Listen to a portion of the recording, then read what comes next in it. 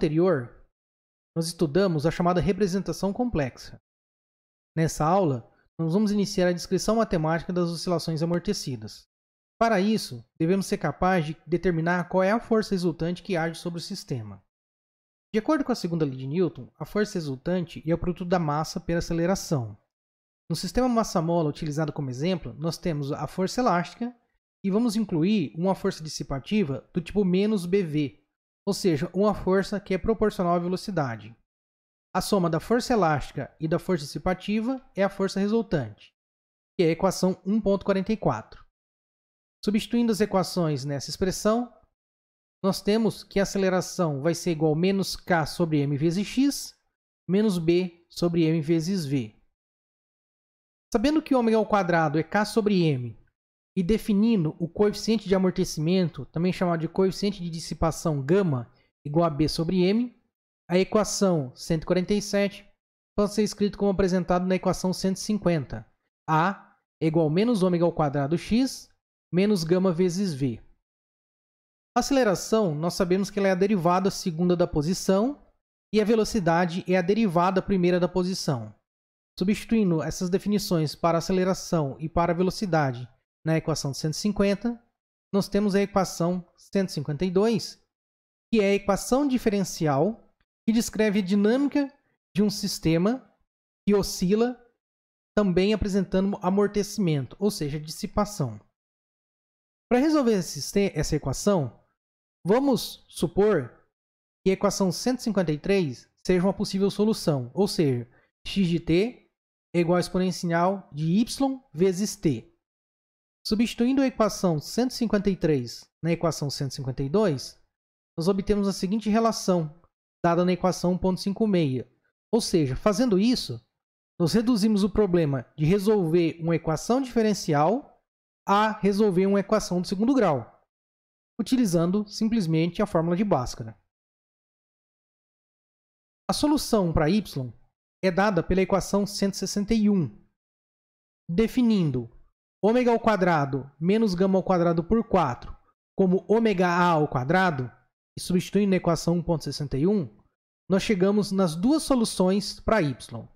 Y é igual a menos γ por 2 mais i vezes ômega a, e também y é igual a menos γ por 2 menos i vezes ômega a. Sabendo que a solução proposta é a solução dada pela equação 153, ou seja, x de t igual ao exponencial de yt, e juntando as duas possíveis soluções para y, nós temos a solução da equação diferencial para um sistema que faz um movimento oscilatório e amortecido. Nós podemos agrupar os termos de exponencial de menos γ por 2 vezes t e reescrever a equação 1.66 na forma da equação 167, ou seja, x de t é igual a exponencial de menos γt por 2, a1 exponencial de i ômega a t, mais a2 exponencial de menos i ômega a vezes t. A1 e a2 são parâmetros que podem ser determinados de acordo com as condições iniciais.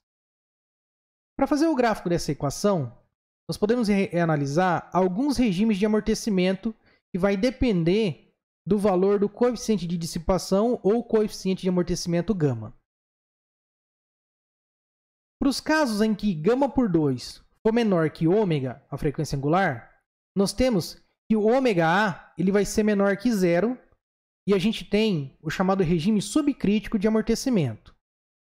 Para o caso em que γ por 2 é igual a ômega, nós temos que ômega a é igual a zero. Isso leva ao que a gente chama de regime crítico. Finalmente, tendo γ por 2 maior que ômega, nós temos que ômega a é um valor menor que zero, o que leva ao chamado amortecimento subcrítico. Nessa figura, nós temos o gráfico da posição em função do tempo para um sistema que não tem amortecimento, pois γ é igual a zero.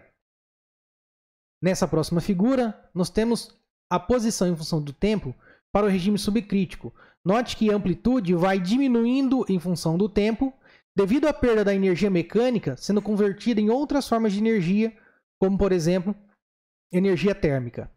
A equação 169 descreve a posição em função do tempo para o regime subcrítico. Temos também o regime supercrítico, onde gama por 2 é maior que ômega. Note que o sistema oscila um pouquinho e rapidamente perde seu movimento, sua amplitude, devido ao valor do coeficiente de amortecimento.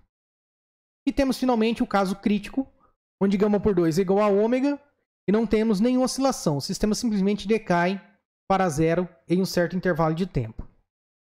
Aqui nós temos os 4 movimentos possíveis. Primeiro, sem amortecimento, amortecimento subcrítico, amortecimento crítico e amortecimento supercrítico.